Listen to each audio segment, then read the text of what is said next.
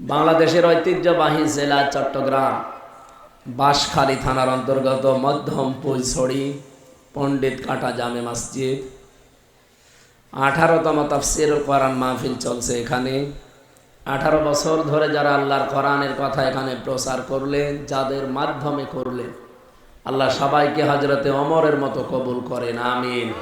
Doctor Mohammad Yunus আপনাদের চট্টগ্রামের সন্তান, উনি কয়েকদিন আগে আহ্বান জানিয়েছে, আজ তার দ্বারা শুধু মুসলমান ক্ষতিগ্রস্ত হচ্ছে না, সামনে কিন্তু ভয়াবহ বিপর্যয় নেমে আসছে মানব জাতির প্রতি। সুতরাং সাবধান, বিশ্বের মডলরা সব এই দাদাদের খেল, আর এই খেলা করেছে আমাদের আপারে দিয়ে। এই জন্য এতদিন আমাদের সাথে সম্পর্ক ভালো ছিল, বোবো ছিল, বোবো নেই, সম্পর্ক নেই। বোবরে রেখে দিয়েছে, রাখেন যেন সমস্যা না হয়। ডক্টর মোহাম্মদ ইউনুস অন্তত কয়েকদিন আগে যা বলেছে যে ওনারে মানা করবেন যেন ঝামেলা না করে, সেই কথাটা ঠিক রাখবেন। ওখান থেকে উস্কানি দেয়, আর এদেশের কিছু পাগল আছে, এরা লাফায়। এরা মনে করে যে না, বাবু যখন বলেছে চট করে, তাহলে হতেও পারে। আরে ভাই, উনি যদি চট করে আসে তো কোরআন মিথ্যা হয়ে যাবে। কোরআনে কারিমে যে আয়াত পড়লাম, ওরা ফানা লাকা যিকরাক, এর পরের আয়াতে আছে, ভালো করে শোনেন। ফাইন্না মাআল উসরি ইসরা, ইন্না মাআল উসরি ইসরা। আপনি একটু খেয়াল করে পড়েছেন আয়াতটা কোনোদিন? আমিও আগে এভাবে বুঝি নাই। আমি জেলখানায় থাকতে এটা বুঝে ফেলেছি, পরবর্তীতে এখন মিলাচ্ছি, দেখি খাপের খাপ মিলে যাচ্ছে। আমি শব্দ পড়লাম উসরুন, আল্লাহ উসরুন দেওয়ার আগে দিয়েছেন মা, এর মাঝে দিয়েছেন আলিফ লাম। যারা আরবি গ্রামার বসে জিজ্ঞাসা করেন, মার আগে আলিফ লাম মানে এটা মারেফা, এটা নির্দিষ্ট।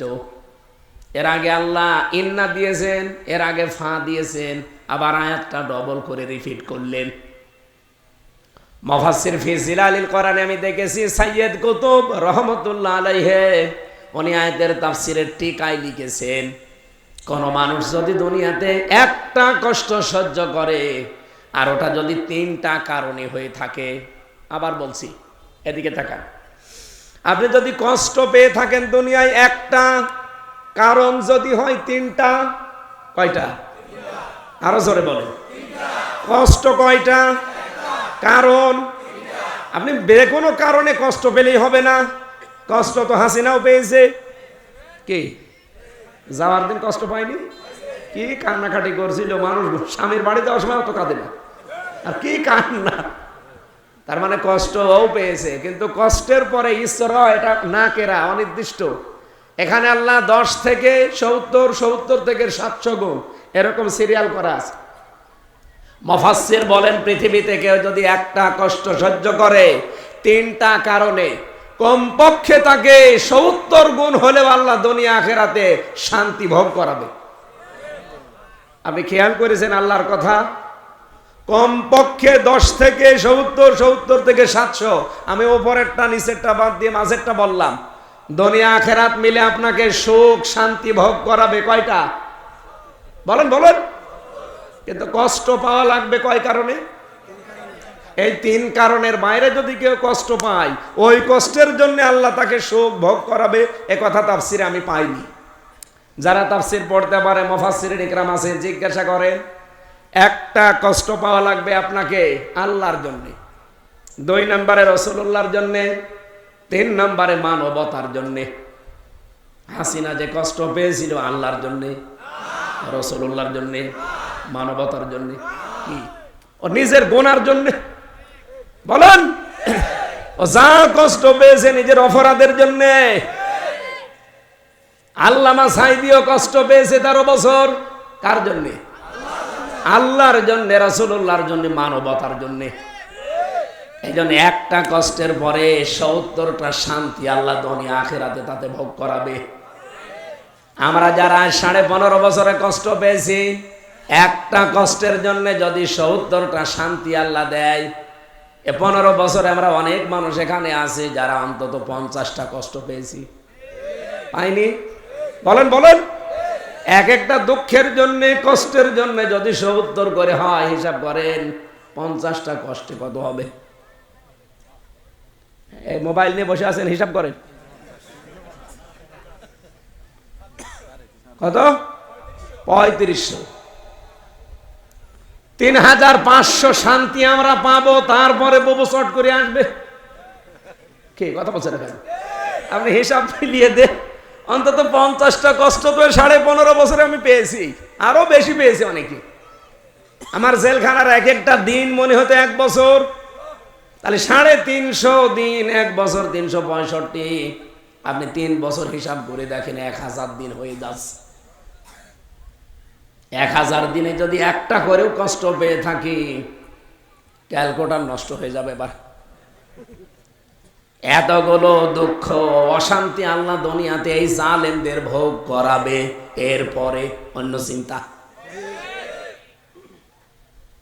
পরেরটায় দেখেন না, পরেরটা বলবো না, পরেরটা বলার জন্যই তো আসলাম। আগেরটা আমার দরকার না, এইবারটা দরকার।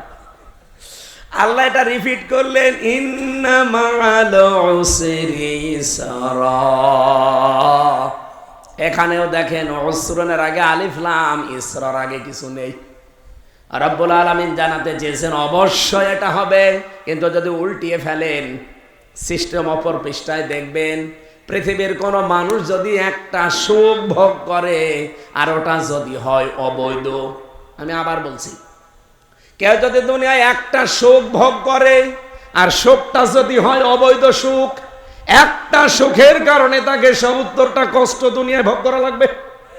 বলেন, একটা কষ্ট সহ্য করলে যদি 70টা সুখ পাওয়া যায়, একটা সুখ যদি কেউ অবৈধভাবে ভোগ করে, অবশ্যই তার কষ্ট ভোগ করা লাগবে ওইটার জন্য 70টা। এই যে পরকীয়া প্রেম যারা করে, এখানে সুখ নেই, কথা বলছেন এখানে নাকি এলাকায় সব চলে না? এই পরকীয়া প্রেমে সুখ আছে, শান্তি আছে, কিন্তু সুখটা অবৈধ। এটা অবৈধ না? একটা অবৈধ সুখের কারণে দুনিয়াতে আপনাকে 70টা দুঃখ ভোগ করা লাগবে। এই জন্য এই কাজে যারা আছেন এই মুহূর্তে তওবা করা লাগবে। কারা কারা এই কাজ ছেড়ে দেবেন হাত তোলেন তো। বললেন নেই, আবার হাত তোল মার, কেবল বলল নেই, তার মানে এলাকায় চলছে, চালান।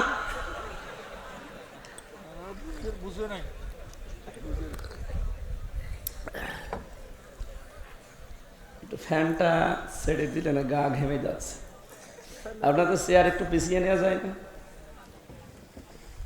একটু পিছিয়ে দিলে ঠিক আছে। ওর পেছনে আবার ওরা দেখতে পারবে না, চিল্লাবে। আপনি ঠিক আছে, হ্যাঁ ঠিক আছে, থাকে এখানে বসা লাগবে। বসে যান, বসে যান, কথা বলা লাগবে।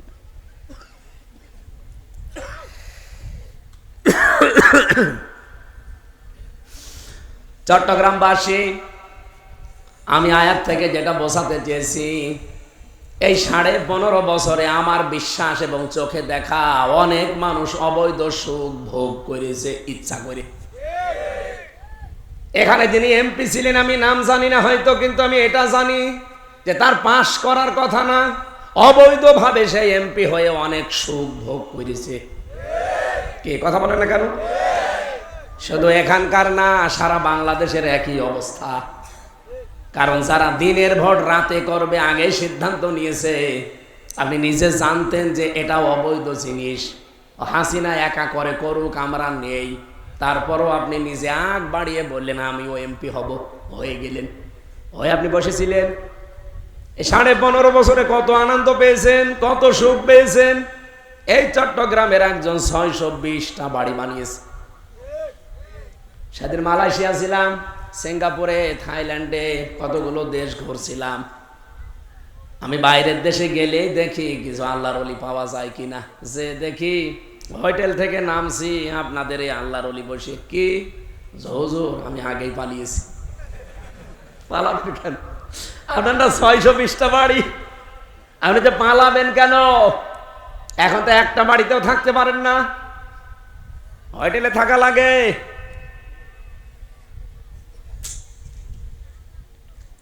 বহু মানুষকে এই সমস্ত দেশগুলোতে দেখলাম এখন চোরের মতো থাকে। একজনকে বলেছিলাম ওর বাড়ি হচ্ছে নড়াইল, ও পালিয়েছে, ও যে সিঙ্গাপুরে থাকে। জিজ্ঞাসা করলাম আপনি? বলছে আমি আরো আগে পালিয়েছি। কেন? এদেশে তো সাহেব পাড়া বানিয়েছেন মালয়েশিয়াতে, ওখানে থাকতে পারেন না? বলছে ওখানে বাংলাদেশের 20 লাখ বাঙালি আছে, আমারই পেইলে পিটিয়ে ভর্তা বানিয়ে ফেলবে। আমি ওখানে থেকে মার খাবো, হোটেলে আসি, কেউ জানে না। আপনি আমার জন্য দোয়া করিয়েন। দোয়া আসে, আপনার জন্য দোয়া করছে। আপনাদের মতো মানুষের কারণে আজ বাংলাদেশে 35 লাখ যুবক বেকার। আপনারা যদি টাকা পয়সাগুলো পাচার না করতেন, এই টাকাগুলো যদি দেশে রাখতে পারতেন, কর্মসংস্থান তৈরি করতেন, এই বাংলাদেশের 35 লাখ যুবক বেকার, আরো যারা বাইরের দেশে এসে যে রুটি বানায়, থালা বাসন পরিষ্কার করে, রাস্তা ঝাড়ু দেয়, পায়খানা সাফ করে, আমি নিজে দেখেছি। আপনাদের কারণে এরা এগুলো করে। দেশে সম্মানজনক কর্মজীবন তৈরি করে দিলে এখান থেকে 40-50 হাজার টাকা মাসে উপায় করা সম্ভব। আপনারা টাকাগুলো পাঠিয়ে সব ফোকলা করে ফেলবেন। এদেশে মানুষ এখন এমন ঋণ, একজন মানুষ এখন জন্ম নিক তার মাথার উপর 1,02,000 টাকা ঋণ, অথচ ঋণটা ছিল না, আপনারা করে দিয়েছেন। আপনার বাড়ি লাগে কত? আমার একটা বাড়ি, তাই আমি কুষ্টিয়ায় থাকার সময় পাই না। আর শয়তানের বাড়ি হচ্ছে 620টা, একদম আরো 200 বাড়ি বানাইতো। অবৈধ সুখ যারাই পেয়েছেন এই 15 বছরে, একটা করে আনন্দ পেয়েছেন, 70টা করে দুঃখ দুনিয়া আখিরাতে আপনাকে ভোগ করাই লাগবে।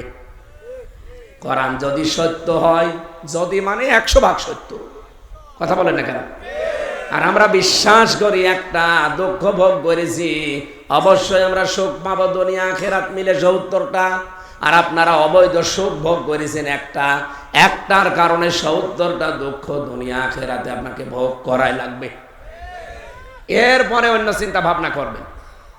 এই জন্য যারা পাগলামি করছেন, বিভিন্ন মানুষের কথায় ফাঁদে পা দিয়ে গোপালগঞ্জের মানুষের মতো উস্কানিতে পা দেয় আর লাফায় মাঝে মাঝে, দেখেন না ওদের পেছনে কেরম লাল হয়ে গিয়েছিল?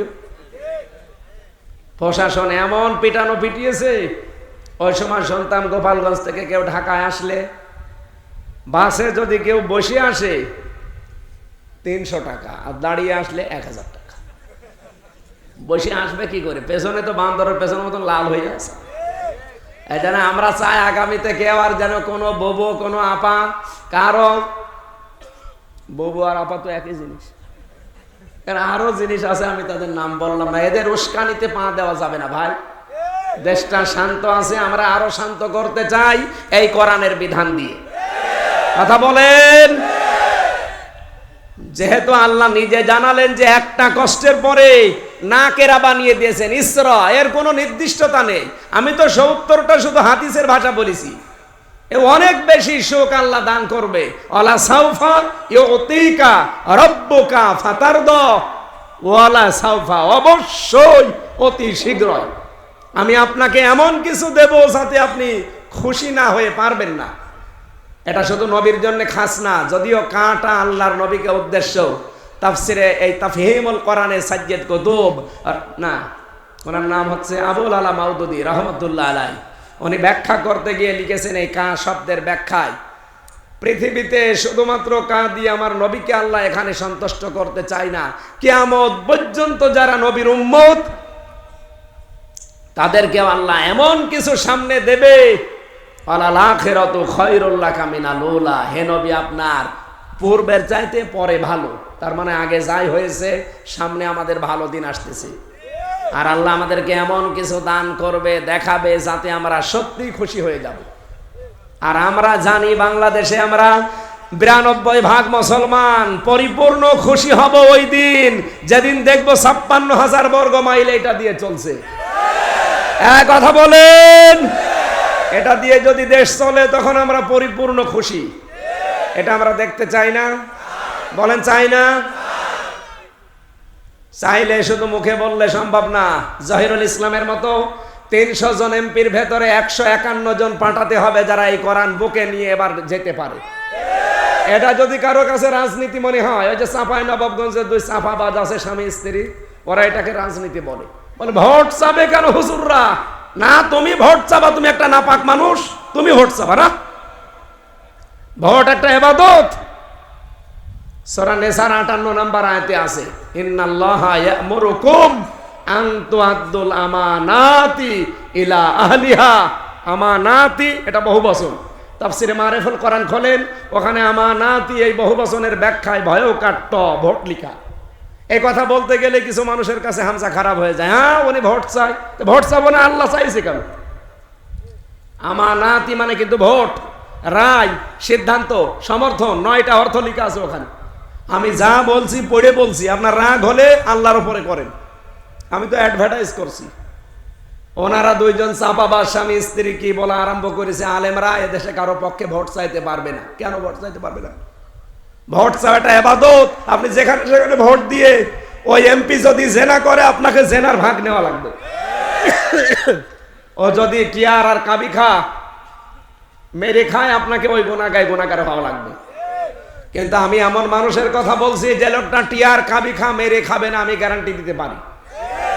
মাওলানা জহিরুল ইসলাম যদি টিয়ার কাবিখার গম মেরে খায়, আপনি আমারে বলবেন, আমি ফেরত দিয়ে দেব, কারণ আমি সেই গ্যারান্টি নিয়েই বলতে পারি। কিন্তু হারুন আর পাপিয়ার কথা আমি বলতে পারবো না, কারণ তারা জেলে গেছে এর আগে 2 বার, একবার টিন চুরি করার কারণে, আর একবার গেছে সরকারি গাড়ি বিক্রি করে দেওয়ার কারণে। কিন্তু এই লোকটার জীবনে টিন চুরি করার রেকর্ডও নেই, সরকারি গাড়ি বিক্রি করার রেকর্ডও নেই। শুধু উনি না, বাংলাদেশের 300 এমপির ভেতরে যদি আমরা 151 জনকে এই কোরআন বুকে নিয়ে এবার পাঠাতে পারি, সংসদের প্রথম অধিবেশনে যদি ওনারা বলতে পারে, মাননীয় স্পিকার আমরা নামাজের বিল চাই, উনি যদি বলে হাত তোলেন, এরকম জহিরুল ইসলামের মতো যদি 151 জন হাত তুলতে পারে, ওই দিনই নামাজ কায়েম হয়ে যাবে। এদেশের 18 কোটি মানুষ ওই দিন থেকে নামাজ পড়তে বাধ্য। পড়বেন না মানে আপনার বাপ পড়বে। আপনি ভোট দিয়েছিলেন জহিরুল ইসলামকে মাত্র একটা, 18 কোটি মানুষ নামাজ পড়লে যে সওয়াব হবে, ঠিক ওই সওয়াব প্রতিদিন আমলনামায় পাবেন। নিয়ে আসেন, কোন হুজুর নিয়ে আসবেন, এবার নিয়ে আসেন। যদি বলেন না এটা হচ্ছে না, মিথ্যা, আমি আপনাকে সব দেখিয়ে দেব। কিন্তু যদি বিশ্বাস করেন যা এটা ঠিক, আপনাকে মেনে নেওয়া লাগবে। আগামীতে এই ভোটের কথা বললে যাদের গায়ে চুলকানি হয়, আমারে বাধা দেন তো। বাংলাদেশে 56,000 বর্গ মাইলে যেখানে যাই নিষেধ করে দেখেন, এখন আর আগস্টের 5 তারিখের আগে নেই। আমি ওপেন চাই ভালো মানুষের পক্ষে ভোট, কারণ এটা একটা ইবাদত।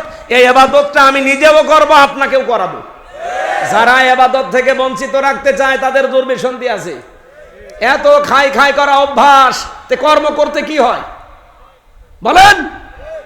এত খাই খাই করা অভ্যাস আপনার, কর্ম করতে পারেন না। আপনার কর্ম যদি হয় রাজনীতি করা, তাহলে আপনি তো দুর্নীতি করতে বাধ্য হবেন। যাদের এই যে অধ্যক্ষ জহিরুল ইসলাম, ওনার আলাদা কর্মজীবন আছে। আর এমন এমন মানুষ আমরা এমপি পাই যাদের কোনো কর্মজীবন নেই, ওর কর্মজীবনই ওইটা। এই জন্যই তারা এইটাই চায় যে তাড়াতাড়ি দেন, আমি খাবো। কি খাবেন? নির্বাচন। নির্বাচন খাবে। এত তাড়াতাড়ি তাড়াতাড়ি, এখনো সংস্কার বলতে কিছুই হয়নি। চট্টগ্রামের ডিসি গেছে কুষ্টিয়ায়, কুষ্টিয়ারটা এসেছে কক্সবাজার। এই সংস্কার খালি পাল্টা পাল্টি। এই মানুষগুলো এখনো আছে। এই 1628 জন মানুষ যখন পরিবর্তন হবে, পুরা সংস্কার হবে, এই 15.5 বছরে যারা বৈষম্যের শিকার ছিল তাদেরকে নিয়ে এসে বসান, আমরা নির্বাচন কালকে দিতে বলবো। আপনি এগুলো কিছুই পাল্টাবেন না। এখানকার এসপি ঠিক যে বসে আছে কুড়িগ্রাম, কুড়িগ্রামেরটা এসে বসে আছে কুমিল্লায়, জিনিস তো একই। কথা বলেন না কেন? মাল তো একই, খালি নাম পাল্টিয়েছে, কুড়িগ্রাম থেকে কুমিল্লা। আমরা চাই পুরা পাল্টিয়ে দেন। নির্বাচন আমরা 5 বছর না, 5 দিনের মাথায় দিতে বলবো। এসব কিছু করবেন না, খালি চাই চাই আমারে দেন দেন। তা দেবো কি? দিলে তো আবার দিনের ভোট রাতে করে ফেলবেন। কি আমরা তো দেখলাম 15.5 বছরে। আমার 33 বছর বয়স, 92 সালে আমার জন্ম। 18 সাল থেকে ভোট দিতে পারলে আমি 3 বার ভোট দিতে পারতাম, একবারও পারি নাই। আরে ভাই, একবার না জেলে ছিলাম, সেটা মাফ করে দিলাম। তো আগের 2 বার কি করলেন আপনি? আমার রায় আপনার দরকার ছিল না। আবার এখন বাইরের দেশের বিভিন্ন মানুষকে ছড়াচ্ছে যে আমি বৈধ প্রধানমন্ত্রী ছিলাম, আমাকে উৎখাত করা হয়েছে। এত বড় দাহা মিথ্যা কথা। একটা হাজি মানুষ, একটা হাজি না, যাই হোক হাজি তো, মিথ্যা কথা বলেন কেন? আপনি বৈধ প্রধানমন্ত্রী, শয়তান বিশ্বাস করে, শয়তান হাসে যে বলে কি গো, হামজা তো ভোট দেয়নি, তাহলে ও প্রধানমন্ত্রী হলো কি করে? সময় আমরা দিতে চাই, যারা দায়িত্বে আছেন খুব তাড়াতাড়ি করেন। আপনারা খুব বেশি দিন থাকবেন এটাও আমরা চাই না। আমরা চাচ্ছি সংস্কার করে তাড়াতাড়ি করে একটা নির্ভেজাল নির্বাচন দিয়ে যারা দায়িত্ব পাওয়ার উপযুক্ত তাদের দায়িত্বে দিয়ে দিন। কারণ এই দেশের জনগণ যাকে চাইবে তারাই পাইবে। এই কথা বলেন না কেন? এক লোক বিবাহ করে বাসর রাত্রে স্ত্রী বসে আছে ঘন্টা দিয়ে, শাশুড়ি এসে বলছে, বৌমা কি করবা জানি না, আমার কিন্তু নাতি চাই। বলছে, মা আপনি আমার একটু সময় দিন। দাদি শাশুড়ি এসে বলছে, বউ কি করবা জানি না, আমাদের কিন্তু পতি চাই। বলছে, দাদি আপনি একটু সময় দেবেন না? দেবর আর ননদ এসে বলছে, ভাবি কি করবা জানি না, আমাদের কিন্তু ভাতিজা চাই। ঠিক আছে। স্বামী এবার এসে বলছে, আমার বেবি চাই, আমি ঘুমালাম। বউ ঘুমটা ফেলে দিয়ে বলছে, তোমরা কি সব পাগলের জাত? সব কি পাবনায় পাঠানো লাগবে? কারো নাতি চাই, কারো পতি চাই, কারো ভাতিজা চাই, তোমার বেবি চাই। তুমি যে ঘুমিয়ে পড়লে আমি কি ডাউনলোড করে নিয়ে আসবো? তুমি ঘুমিয়ে পড়ো, আর তোমার মা চায়, তোমার দাদি চায়, তোমার ভাই বোন চায়, আর তুমিও চাও বেবি। আমার সময় দেওয়া লাগবে 10 দিন, 10 মাস, 10 দিন। এরপরে বাকি তো আছে। তুমি এসে ঘুমাবা আর আমি ওগুলো সব নিয়ে আসবো বাবার বাড়ি থেকে ডাউনলোড করি। যারা আছে কেবল 8 মাস 5 দিন চলছে কি না, না ওই 3 দিন বাদ দেওয়া লাগবে, 5, 6, 7 বাদ দেওয়া লাগবে না? তো 3 দিন বাদ দিলে এখন 8 মাস 3 দিন চলছে কেবল। 8 মাস 2 দিন পার হয়েছে, 8 মাস 2 দিনে ছেলে মেয়ে হয়। এখন নাতি চাওয়া, এখন বেবি চাওয়া একটা ঝামেলা না? অন্তত 10 মাস 10 দিন হোক। কথা বলে না কেন? ডক্টর মোহাম্মদ ইউনুস 2টা নবীর নাম নিয়েছে, মোহাম্মদ একটা, ইউনুস একটা। সাথে সাথে যদি এই 2 নবীর মতো অ্যাক্টিভিটিস নিয়ে কাজ করতে পারতো, আমরা এই দেশের 18 কোটি মানুষই তাকে বলতাম যে থাকেন কিয়ামত পর্যন্ত। কিন্তু যেহেতু শুধু নাম নিয়ে আছে, বাকি আল্লাহ যা ভালো লাগে করবে। উনি যা কাজ দেখিয়েছে, কিছু কিছু দাদা এমনিতেই মাথা নত করেছে। দাদা দেখলেন না কয়দিন আগে ব্যাংককে, মনে হচ্ছে দাঁড়িয়ে আছে হাত জোড় করি। দাদা বাধ্য হয়েছে। গতকালকে জয়শঙ্কর বলছে, বাংলাদেশের ভারতের মতো এত বড় বন্ধু পৃথিবীতে আর কেউ নেই। ঠেলার নাম বলেছিল আপনারা না খেয়ে মরবেন। তারপরে আমাদের রমজান শুরু। যারা আমরা বছরে 1 মাস না খেয়ে থাকা ফরজ করে নিয়েছি, তাদেরকে খাবারের ভয় দেখিয়ে ওদের পেঁয়াজ আলু সব বর্ডারে পৌঁছেছে। কথা বলেন। এখন আন্তর্জাতিক মানের যে হাসপাতালগুলো বানাতে যাচ্ছে চীন, পাকিস্তান, তুরস্ক, সৌদি আরব সহ বিশ্বের বাইরে থেকে মালামালগুলো যেভাবে আসতেছে, কয়দিন পরে দেখবেন দাদা এমনি পাগল হয়ে অলরেডি পটল তুলিস, এমনি পাগল হয়ে গেছে। আর যদি মীর কাশেম আলী রহমতুল্লাহ আলাইহি বেঁচে থাকতেন, আল্লাহর এই বান্দাকে এমনিতে মেরে ফেলা হয়নি। আপনি কি মনে করেন লোকটা খালি জামাত ইসলাম করতো এই জন্য মেরে ফেলেছে? না, তাকাতে পারি না। আমরা অবশ্যই এবার আল্লাহকে দেখাতে চাই যে 300 এমপির ভেতরে আমরা কোরআন যারা বুকে নিয়ে ঢুকতে পারে, মাওলানা জহিরুল ইসলামের মতো এরকম 151 জন পাঠাবই ইনশাআল্লাহ। আরো জোরে বলেন ইনশাআল্লাহ। না বললে বা সমস্যা, এই জন্য ইনশাআল্লাহ বললাম। দরুদ আর সালাম পাঠ করার মাধ্যমে আমাদের তেলাওয়াতকৃত আয়াত, যেহেতু স্থান কাল পাত্র ভেদে কথা বলা লাগে। এখন যা চলছে পৃথিবীতে, এখন যদি আমি বাবা মরার ওয়াজ করি হবে? এখন করা লাগবে যা চলছে তার সামনে নিয়ে। সেই হিসাবে সূরা মায়েদার 82 নম্বর আয়াতটা আমরা পড়েছি, এটার সামনে নিয়ে যতটুকু আমার তথ্য জানা আছে এই আয়াত সম্পর্কে আমরা ডেলিভারি দেব ইনশাআল্লাহ। জবান খুলে কোরআনের এই আয়াতটা পড়ে। আউযু বিল্লাহি মিনাশ শাইতানির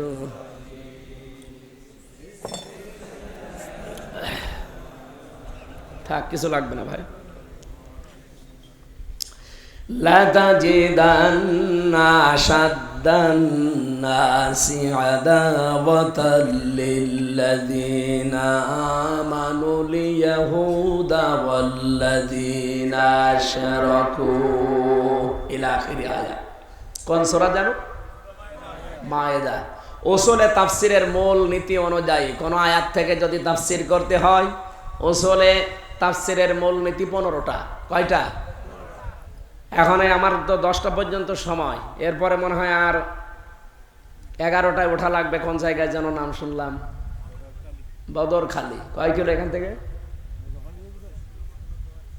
এখান থেকে যে কয় মিনিট লাগবে? আধা ঘন্টা যেতে পারবো?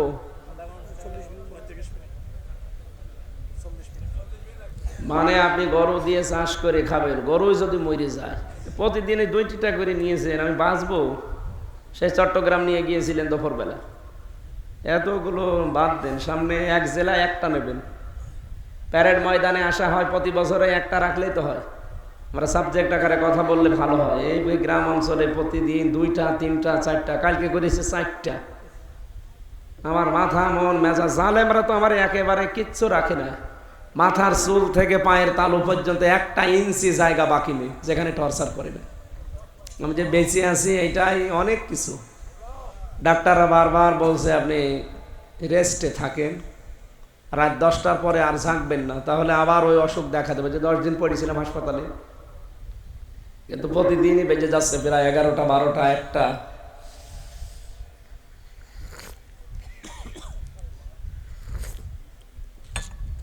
আর এখানে কিছু দেওয়ার দরকার নেই, যতটুকু আছে থাক। আধা ঘন্টায় যদি যাওয়া যায় অসুবিধা নেই, আমি আরো আধা ঘন্টা চালাবো। আপনাদের রাস্তাঘাট এলাকায় যা আধা ঘন্টা যাওয়া যাবে কিনা আল্লাহ জানে।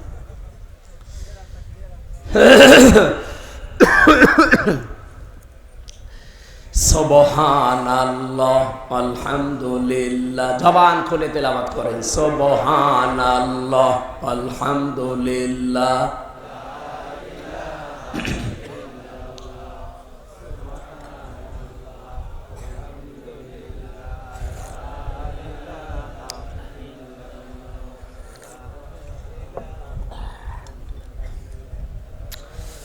সুবহানাল্লাহ আলহামদুলিল্লাহ, লা ইলাহা ইল্লাল্লাহ, লা ইলাহা ইল্লাল্লাহ, মুহাম্মাদুর রাসূলুল্লাহ।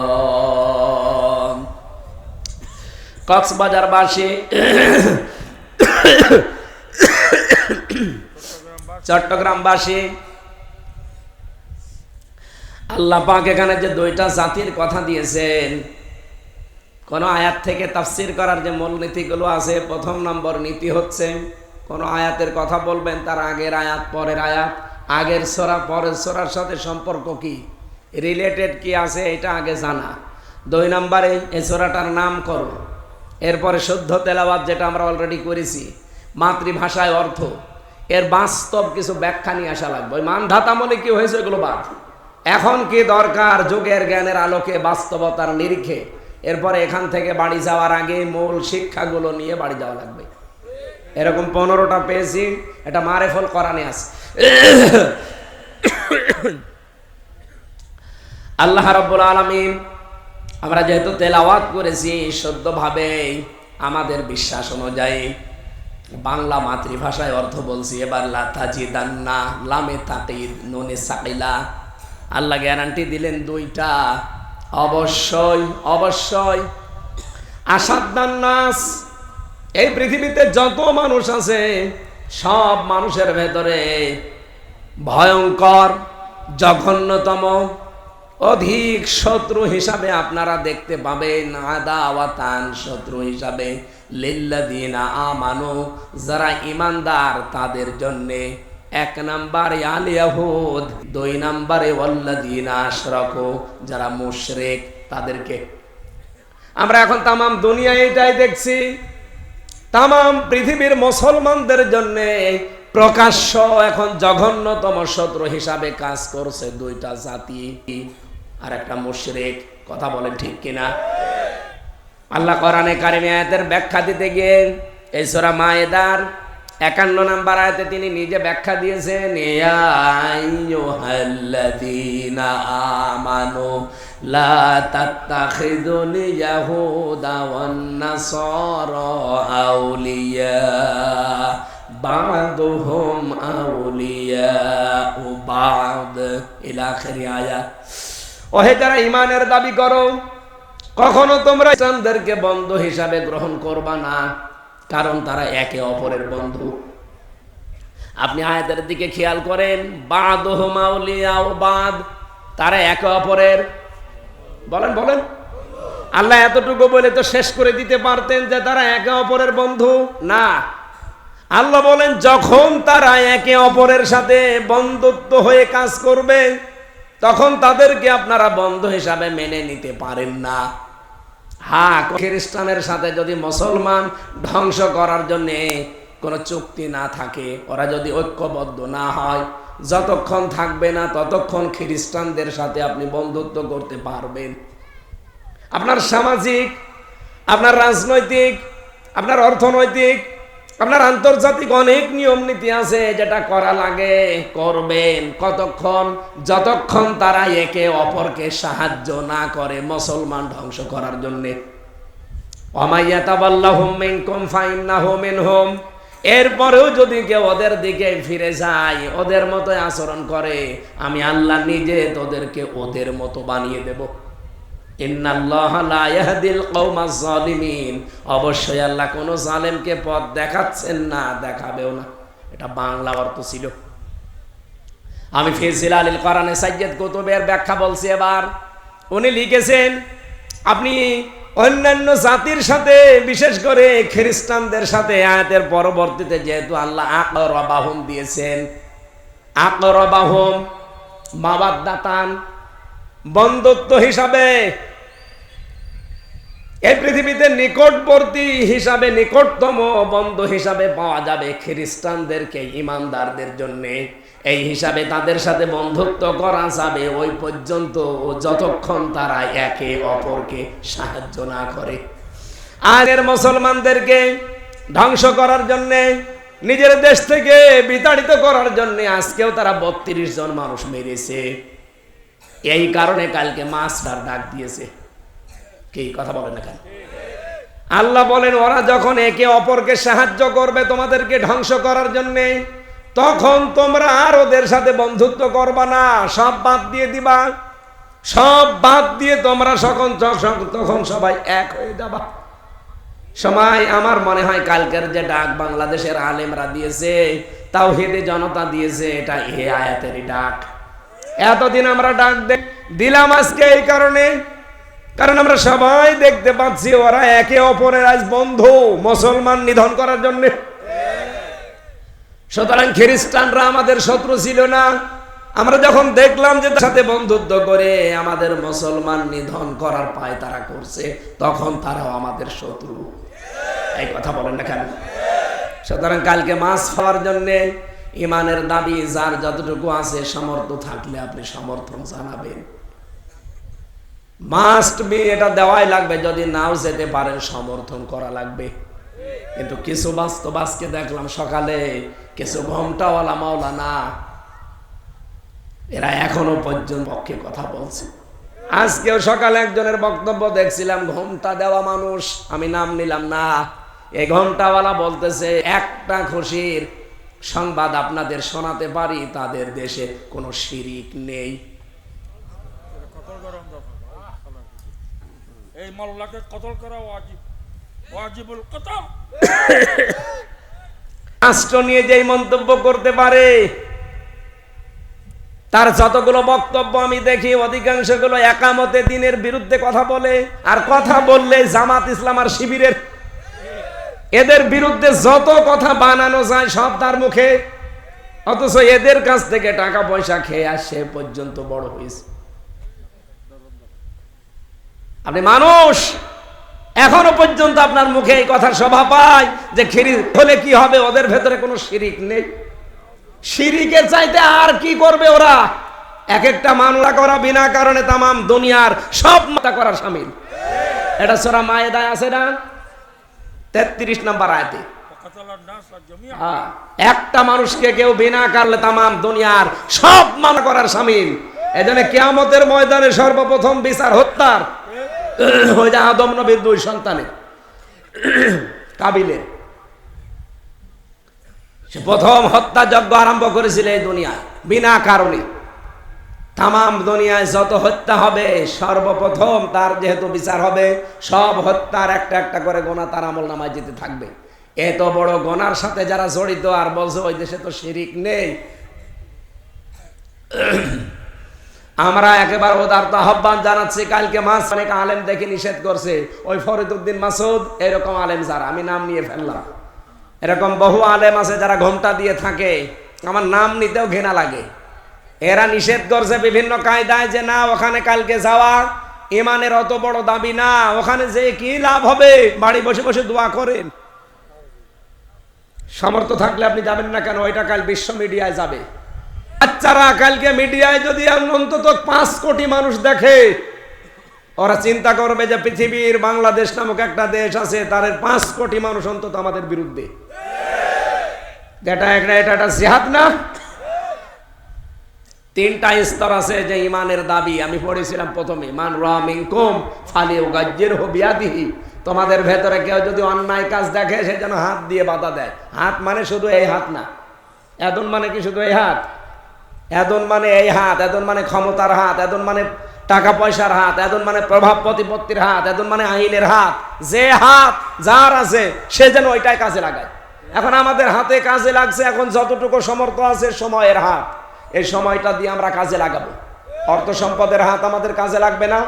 যাওয়া আসায় যদি এই চট্টগ্রাম থেকে ঢাকাতে যদি 2000 টাকা আপনার খরচ হয়, এই মুসলমানদের পক্ষে আপনি মনে করবেন আমি জিহাদের ময়দানে কাজে লাগালাম। আরো সব চাইতে বড় কাজ হবে, এই ঈদের যত পণ্য আছে, এই যে অ্যাকুয়াফিনা কিনলে 7 আপ এরকম 33টা, সবগুলো বর্জন করা এখন ইমানের দাবি। পাকিস্তানের ওসমানী তাকি ওসমানী, মুফতি তাকি ওসমানী আজকে ফতোয়া দিয়েছে সারা বিশ্বের মুসলমানদের জন্য যুদ্ধ করা ফরজ হয়ে গেছে। আর এই ঘোমটাওয়ালা এরা কি খায়?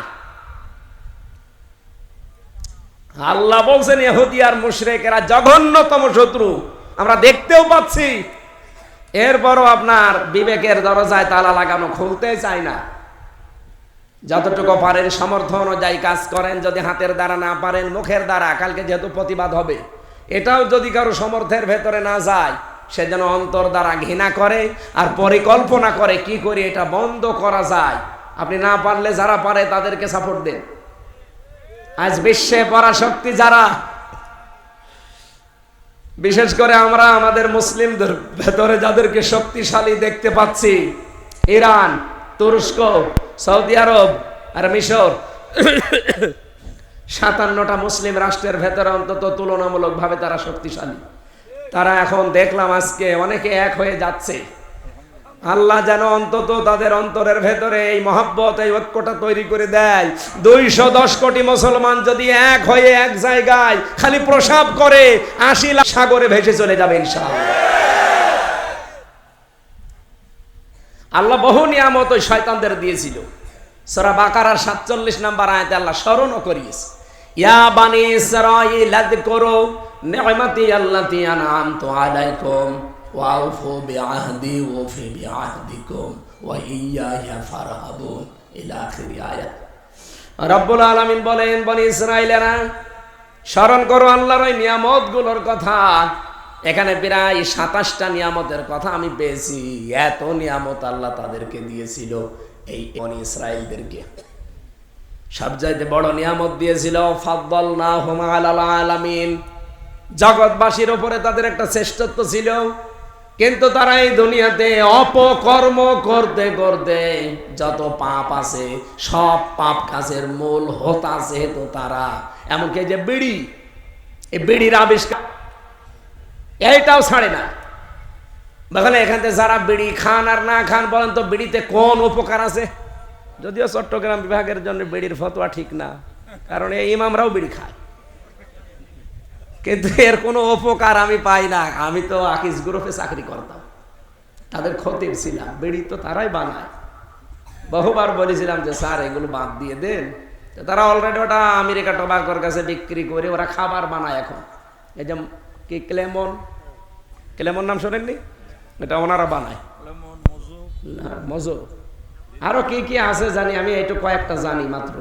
সাজ, কে 65টা প্রোডাক্ট ওনারা তৈরি করে খাবার, ওই বিড়ির ওই টাকা দিয়ে। অন্তত খাবার তো বানাচ্ছে তো ছাতা ছেড়ে দিয়ে। কিন্তু ওগুলো যারা খায়, এটার মূল আবিষ্কার যখন প্রথম এই পৃথিবীতে ইহুদিরা আরম্ভ করেছে। এজন্য আমি ওদের জীবনী পড়ে দেখেছি, পৃথিবীর যত অপকর্ম প্রথম তৈরি করে ইহুদিরা। আল্লাহ তো এমনি ওদের ওপর ওইটা দেয়নি, অদরিবাত আলাইহিমুজ জিল্লাতু ওয়াল মাসকানা অবাউ বিগদাবিন মিনাল্লাহ। ওরা আল্লাহর নবীদেরকে দালিকা বিআন্নাহুম কানু ইয়াকফুরুনা বিআয়াতিল্লাহ ওয়া ইয়াকতুলুনা আন-নাবিয়্যিনা বিগাইরিল হক দালিকা বিমা আসাউ ওয়া কানু ইয়াতাদুন। ওদের সবচাইতে বড় অপরাধ হয়েছে দুনিয়ায়, ওরা নবীদেরকে মেরেছে। ওরা নবীদেরকে সাধারণ মানুষ না, আর আল্লাহর আয়াতকে শুনলে ওরা অস্বীকার করেছে। এই পৃথিবীতে এই জাতির ভেতরে হটকারিতা বেশি। ওদের তাওরাতে, ওদের ইনজিলে আমাদের নবীর স্পষ্ট পরিচয় আছে, এর পরেও শুধু হটকারিতা করে, অহংকার করে, হিংসা করে ওরা মানে না। এই আয়াত যখন নাজিল হয় ওই সময় বনু নাজরান এবং ইয়ামেন থেকে 10 জন আলেম এসেছিল, 5 জন ইহুদি, 5 জন খ্রিস্টান। এই 10 জন এসে নবীকে 10টা প্রশ্ন করেছিল। এই আয়াতের তাফসিরে পেয়েছি 10টা প্রশ্নের ভেতরে এমন কড়া কড়া প্রশ্ন দিয়েছে, ওরা জানতো যে আমাদের তাওরাতে, আমাদের ইনজিলে আছে, এ নবী সঠিক নবী না হলে বলতে পারবে না। বিশ্ব নবী 10টা প্রশ্নেরই সঠিক জবাব সূরা কাহাফ দিয়ে পরিপূর্ণভাবে দিয়ে দিয়েছিলেন। প্রথমে প্রশ্ন ছিল তাদের যে মাসআ, কিয়ামত কবে হবে, আমার রূহ কি। নবীজি প্রত্যেকটার জবাব দিয়েছেন কোরআনে কারিমের আয়াত দিয়ে দিয়ে, আল্লাহ নাজিল করেছেন, জবাব দিয়েছেন। সর্বশেষ শুধু 2 জন, একজন খ্রিস্টান আলেম, এই 2 জন বাদ দিয়ে বাকিগুলো সব জানা শোনার পরও হিংসা করে আর অহংকার করে, হটকারিতা করে নবীকে মানে নাই, মিথ্যা অপবাদ দিয়ে চলে গেছে। এই জন্য আল্লাহর রাগ তাদের উপরে এত বেশি। কিয়ামত পর্যন্ত তারা অপমানিত হতে থাকবে। জিল্লতি আর মানুষের ভেতরে যত ঘৃণা আছে সব তাদের উপরে, আর আল্লাহ নিজে তো তাদের উপরে গজব নাজিল করবে। সুতরাং আমরা যারা হারালাম, এই যে হাজার হাজার মুসলিম ভাই বোনদেরকে হারালাম, ওই মানুষগুলো যদি এমনি মরে যেত, হয়তো এখন কবরে দিয়ে আসতাম, ঘুমিয়ে পড়তো। কিন্তু শাহাদাতের মরণ যারা পেলেন, আপনারা মরেননি, আপনারা জীবিত। কিয়ামত পর্যন্ত আল্লাহ নিজে আপনাদের খাওয়াবে। এজন্য শাহাদাতের মরণ যারা পায় তারা মরে। আমাদের এই বাংলাদেশে 54 বছরে অনেক মানুষ বিনা কারণে বিভিন্ন জুলুম, অত্যাচার, নির্যাতন, স্টিম রোলারের কারণে জীবন দিয়েছে। বলেন না কেন? কোরআনের পাখির সারা জীবনের দোয়া ছিল, আল্লাহুম্মা ইন্নী আসআলুকা শাহাদাতান ফি সাবিলিক। হে আল্লাহ, তুমি আমাকে সাধারণ মরণ দিও না, যদি মরণ দাও শাহাদাতের মরণ দিও। আল্লাহ ঠিক তারে মোনাজাত কবুল করে 13 বছরে কিন্তু মরে নাই। ঠিক শাহাদাতের মরণই জালেমদের হাতে পেয়েছি। এই কথা বলেন না কেন? যতই বাঙালিকে হাইকোর্ট দেখান যে না উনি এমনি মরে গেছে, কে বলেছে এমনি মরে গেছে? এই ডাক্তার মোস্তফা জামানকে একটু থেরাপি দেন, সব বলে দেবে। যারা বলে উনি এমনি মরে গেছে, আমরাও বিশ্বাস করি না। আমরা বিশ্বাস করি উনি শাহাদাতের মরণ পেয়েছে, কারণ ওনার দোয়া আল্লাহ ফেরত দেবে না। লাকাদ সাদাকাল্লাহু রাসূলাহুর রুয়া বিল হক। আল্লাহ বলেন অবশ্যই আমার রাসূলের যে স্বপ্ন আমি যথাযথভাবে সেটা সত্যে প্রমাণ করে দিয়েছি। করে নাই? বলেন বলেন। হুদায়বিয়ার যে সন্ধি, আপনি রাসূলের স্বপ্নকে দেখবেন, বাস্তবে যা যা স্বপ্ন দেখেছিলেন তাই তাই আল্লাহ পরবর্তীতে ঘটিয়েছে। এটা কিন্তু রাসূলের জন্য খাস।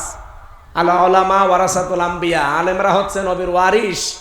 আল্লামা সাঈদী আলেম ছিলেন, তিনি নবীর ওয়ারিস। তিনি যে স্বপ্ন দেখেছিলেন অবশ্যই সেগুলো আল্লাহ বাস্তবে যথাযথভাবে রূপ দেবেন। তিনি স্বপ্ন দেখেছিলেন এই দেশে জালেমরা একটা গর্ত পাবে না, ইঁদুরের পাচ্ছেও না। আল্লাহ তো এই স্বপ্ন কবুল করেছেন না, করেন না? উনি স্বপ্ন দেখেছিলেন এই দেশের 18 কোটি জনগণ শুধু গাছের গোড়ায় নাড়া দেবে, মামু গালি দিল্লি গিয়ে পড়বে, তাই পড়েছে। উনি স্বপ্ন দেখেছিলেন এই দেশে কোরআনের রাজ কায়েম হবে, দেখে যেতে পারেননি। সামনে ইনশাআল্লাহ আল্লাহ তাকে কবরের ভেতর থেকে জানাবে বাংলাদেশ ইসলাম কায়েম হয়েছে। এদেশে অনেক মানুষ অনেক ধারণা করতে পারেন, কিন্তু আল্লাহর কোরআনের আলেম যারা, নবীর স্বপ্ন যদি সত্য হয়, নবীর আলেমদের স্বপ্ন আল্লাহ সত্য করবে। আমরা ওই দৃশ্য দেখার জন্য আসি।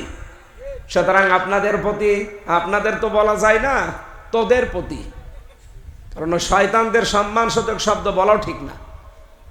এই পৃথিবীর নিকৃষ্ট জাতি, অভিশপ্ত জাতি, যাদের জন্য প্রতিদিন আমরা 17 বার করে বদদুয়া করি, গায়রিল মাগদুবি আলাইহিম ওয়ালাদ-দাল। এই মাগদুব মানে কি আসবে।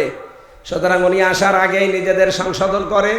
আপনারা কোন ধর্মে মেনে চলবেন, ইসলাম আসবেন, আমরা ওটা চাই না, কিন্তু আমরা চাই আপনার নিজের ধর্মটা ঠিক রাখে। পৃথিবীর নিকৃষ্ট জাতি এই মুশরিকদেরকে দুনিয়ায় কেউ যেন সাহায্য না করে, আমরা এটার পক্ষে আছি না। আল্লাহ আমাদেরকে আয়াতটা জীবনে যেন আমরা বাস্তব দেখতে পাই। আল্লাহ রাব্বুল আলামিন তার কোরআনে কারিমের বিধান তাম দুনিয়ার 257টা রাষ্ট্রে কালেমার এই পতাকা পথ করে উড়িয়ে আমাদের কলিজা ঠান্ডা করে দিয়েছে। মেয়েরা যারা বিভিন্ন জায়গায় বসে আছেন, মা বোনেরা, একটা কথা বলছি, খাদিজাতুল কুবরা রাদিয়াল্লাহু তাআলা আনহা জীবনে এক ওয়াক্ত নামাজ পড়েননি। পড়েছেন? না না, সারের যাই। আমি কথা শেষ করি। জীবনে এক ওয়াক্ত তিনি নামাজ পড়েননি, একবারও রোজা রাখেননি, একটা হজও করেননি, জীবনে একদিনের জন্য পর্দায় থাকেননি। কারণ এগুলো নাজিল হয়েছিল, বিধানগুলো সব তার ইন্তেকালের পরে। আপনি তার পুরা জীবন পড়েন, আমি 5 বার পড়েছি। জীবনে একটা দিন নামাজ পড়লেন না, রোজা রাখলেন না, হজ করলেন না, যাকাত দিলেন না, একটা দিনও তিনি পর্দায় থাকলেন না। কারণ এগুলো সব নাজিল হয়েছে বিধান তার ইন্তেকালের পরে। কিন্তু আল্লাহ তাকে সালাম দিয়েছেন এবং জান্নাতে ঘর বানিয়ে আল্লাহ তার জন্য পাঠিয়েছেন সুসংবাদ। আমি কারণ দেখেছি তার জীবনে একটা, তিনি জীবনে কোনো দিন বেঁচে থাকা অবস্থায় একটা দিনের জন্যও তার স্বামীর মনে দুঃখ দেয়নি। এখানে যারা আমরা স্বামীরা আছি, আল্লাহর দিকে তাকিয়ে গ্যারান্টি দিতে পারবেন যে জীবনে কোনো দিন আমার স্ত্রীর কাছ থেকে আমি দুঃখ পাইনি। এরকম একটা স্বামী হাত তোলেন তো, একজন নেই।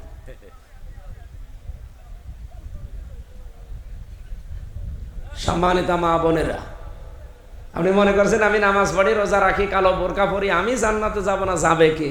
একটা স্বামীও হাত তোলে না। এই যায় মুরব্বী, মুরব্বীও হাত তুলল না, নাকি ওনার বউ নেই? ওনারে বইলে করবো কি, আমি নিজেও তুলতে পারি না। তুলবো কি? আমি মিথ্যা কথা বলবো? আমি দুঃখ পেয়েছি এই জন্য তুলতে পারি না। ম্যাডাম আবার হয়তো লাইভ দেখছে, যা মনে করে করুক, কারণ আমি কিছু একটু কথা বলছি। আমি দুঃখ পেয়েছি এই জন্য হাত তুলতে।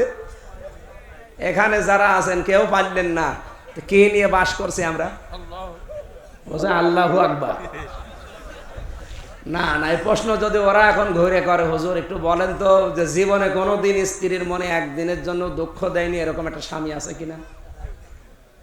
প্রতিদিন 10টা করে দুঃখ দিই, হচ্ছে না। আমরা চাই খাদিজাতুল কুবরার মতো আমাদের মা বোনদেরকে আল্লাহ বানিয়ে দিন।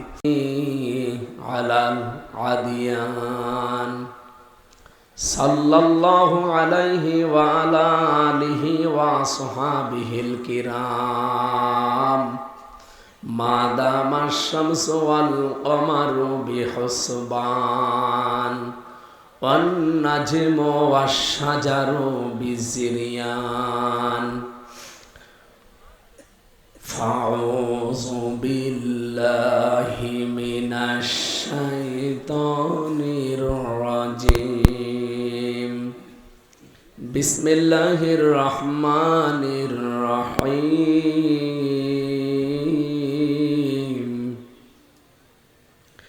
লা তাজিদান্না আশাদ্দান নাসি আদাওয়াতাল লিল্লাযীনা আমানুল ইয়াহুদ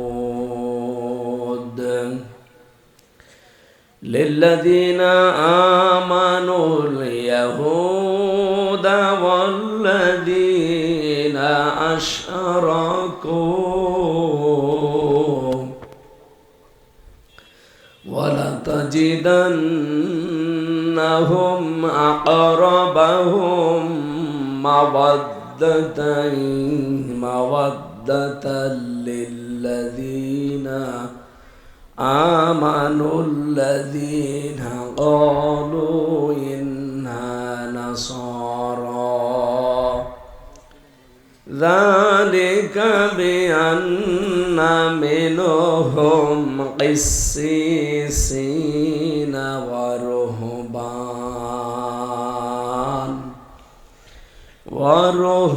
ورهبانا وأنهم لا يستكبرون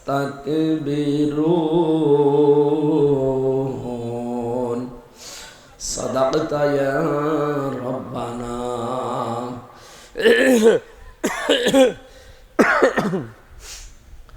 عن أبي سعيد الخدري رضي الله تعالى عنه قال قال النبي صلى الله عليه وسلم من رأى منكم منكرا فليغيره بيده فإن لم يستطع فبلسانه فإن لم يستطع فبقلبه وذلك ضعف الإيمان رواه البخاري.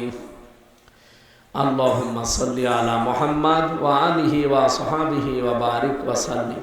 الحمد لله.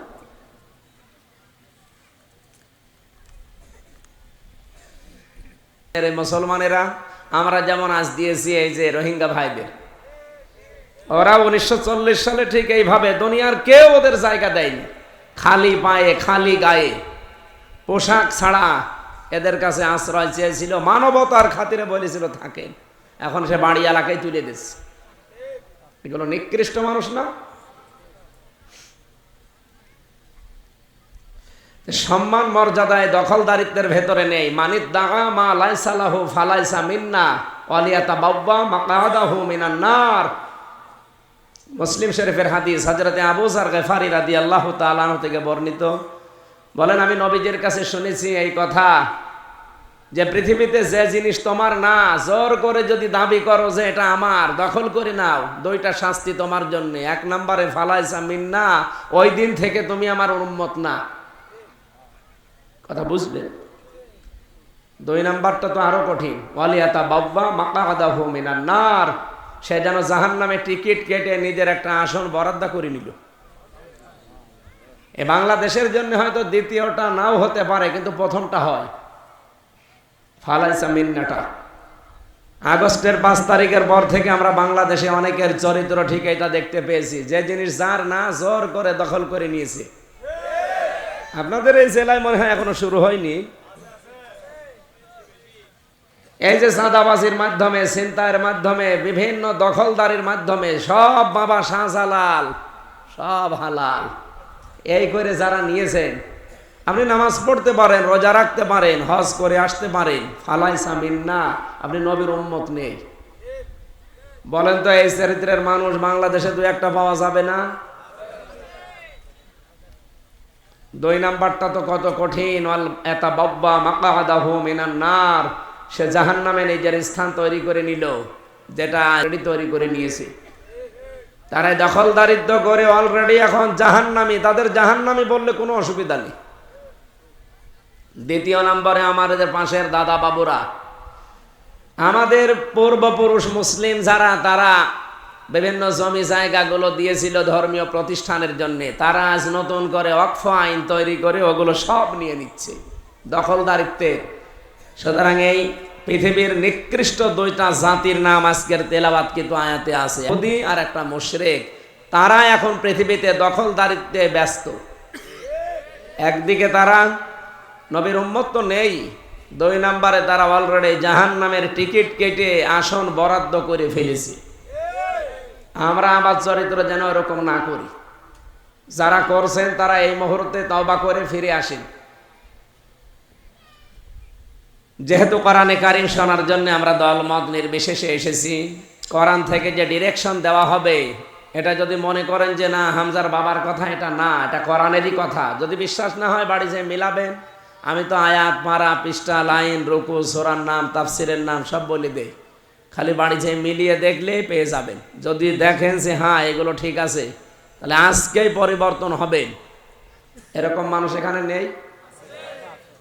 আর যদি মনে করেন না এ বলার দরকার বলে গেল, আমি শোনার দরকার শুনলাম, ও ছাতা দরকার নেই, এরকম মানুষ আছেন কারা? হাত তোলেন তো। যাক, আলহামদুলিল্লাহ। অনেক সতর্ক আছে চট্টগ্রাম বিভাগের মানুষ, কারণ আল্লামা সাইদি বহু শ্রম দিয়েছে এই বিভাগের জন্য। আল্লাহর গোলামের সাথে একটা দিন, এই 3টা বছরের ভেতরে একটা দিন আমি দেখা হয়েছিল মাত্র 10 মিনিট হাসপাতালে, অথচ পাশাপাশি, মাঝখানে খালি একটা দেওয়াল ছিল। উনি 1 নম্বরে, আমি 4 নম্বরে। 3 বছর জালেমরা আমাদের এক জায়গায় হতে দেয়। আমাদের সাথে প্রথমে দিয়েছিল হেফাজত ইসলাম বাংলাদেশের কিছু আলেমদের, এরপরে একা রাখতে রাখতে শেষে দিল মাওলানা মামুনুল হককে। 24 ঘন্টা ফাঁসির ওই কন্ডেম সেলের ভেতরে তালা লাগিয়ে, এরপর আবার সিসি ক্যামেরা দিয়ে 2 জন কারারক্ষী দিয়ে রাখতো। এমন ইমানও নেই, আর বাকিটা তো বললামই না। মাঝে মাঝে আমার দায়িত্বে পড়তো দেবদুলাল, সুব্রত বালা, অসিত কুমার, সঞ্জয় দত্ত। যা বলছি সব তো আল্লাহর ওলিদের নাম বলছে। একদিন ওনারে বললাম, ভাই সবসময় তালা লাগিয়ে রাখে, একটা বই নিয়ে এসে দিন একটু পড়ি। শয়তান বই নিয়ে এসেছে, বঙ্গবন্ধুর আত্মজীবনী। বললাম আপনি বই আর পাননি, আগামী সপ্তাহে যদি ডিউটিতে আসি খুব সুন্দর বই নিয়ে আনবো। বই নিয়ে এসেছে বঙ্গবন্ধুর চীন সফর। আমি বললাম ভাই আপনারা বই নিয়ে আসার দরকার নেই। হুজুর আমি করবো কে? আমি যাই লাইব্রেরিতে, বঙ্গবন্ধু কর্নার, ওখানে সব এই বই। আপনাকে এবার আমি সুন্দর বই নিয়ে এসে দেবো। এবার এনেছে বঙ্গবন্ধুর ছেলেবেলা। বঙ্গবন্ধু ছাড়া আর আপনি কিছু পান না নাকি? আপনি জনাব এটিএম আজহারুল ইসলামের কাছে যাবেন, এমএল বিল্ডিং আছে, যে বলবেন হামজা কিছু বই চেয়েছে। আল্লাহর বান্দা ঠিক আমার মন মতো 2টা তাফসির পাঠিয়েছিল, ফি জিলালিল কোরআন আর তাফহিমুল কোরআন। কিন্তু আল্লাহর এই মজলুম বান্দাটা এখনো পর্যন্ত জালেমের এই 4 দেওয়ালের মাঝে বন্দী। আমরা বারবার আহ্বান জানাচ্ছি, অনেকে এখন বাঙালিকে হাইকোর্ট দেখাচ্ছেন যে ওনার সাজা হয়ে গেছে, এই জন্য ওনারে ছাড়া হয় না। সাজা হয়ে গেলে যদি মুক্তি না হয় তাহলে তারেক জিয়ার, ওনারও তো 8 বছর সাজা ছিল, তারে মুক্তি দিলেন কি করে? তার মা ম্যাডাম খালেদা জিয়ার তো 6 বছর সাজা ছিল, তারে ছেড়ে দিলেন কি করে? ডাক্তার জোবাইদা রহমান, তারও তো 3 বছর সাজা ছিল, তারে ছেড়ে দিলেন কি করে? বৈষম্য দূর করার জন্য 2732 জন মানুষ জীবন দিল। এখনো যদি সেই বৈষম্যই থাকে, তাদের জীবনের কোনো মূল্য নেই। কথা বলেন এখানে। দায়িত্বে যারা আছেন, কিছু মানুষ এখনো পর্যন্ত দাদাদের চক্করে পড়ে আছেন। এদেশের মানুষকে হয়তো আপনারা এখনো চেনেননি। আমির জামাত ডাক্তার শফিকুর রহমান হাফিজাহুল্লাহ, উনি নিজে বলেছিল আমি স্বেচ্ছায় কারাবরণ করব। আপনারা বুঝিয়ে সুজিয়ে তার বাড়ি পাঠালেন যে না আমরা দেখছি। আজকে 11 তারিখ, সামনে আর 10 দিন বাকি আছে। 22 তারিখে তার ডেট আছে। আমরা চাই এই দিন যেন আর বাঙালিকে হাইকোর্ট দেখানো না হয়। কোন আইন আমরা আর মানি না, আমরা চাই ওনাকে মুক্তি দেওয়া লাগবে। এটিএম আজহারুলের মুক্তি চান না? একটা মাসলুম মানুষ কারা চান দেখে লিল্লাহে তাকবীর।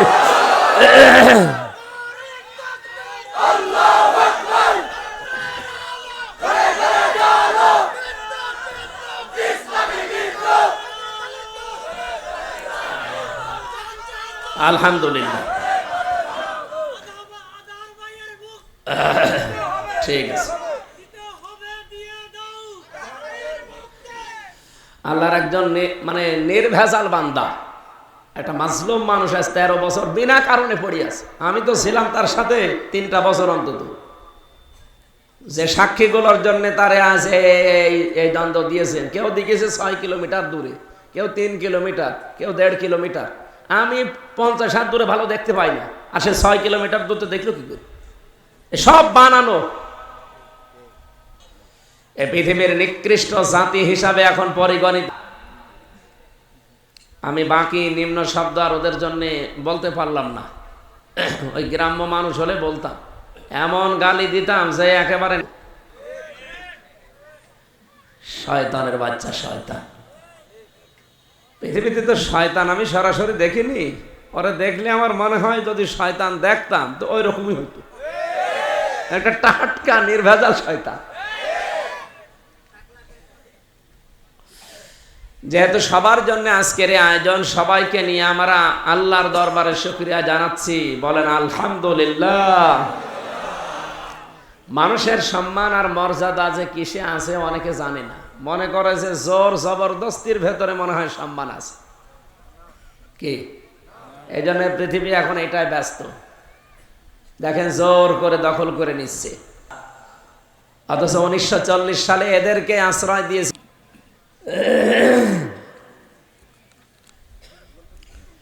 এ মাহফিলের সভাপতির দায়িত্বে আছেন হাজার হাজার আলেমের উস্তাদ মাওলানা মোশাররফ হোসাইন, হাফেজ মাওলানা আব্দুল কুদ্দুস দামাত বারকাতুহুমুল আলিয়া, বলেন আমিন। প্রধান মেহমান হিসাবে এখানে উপস্থিত হওয়ার কথা ছিল, হয়তো আসেন না, নাকি আসে না।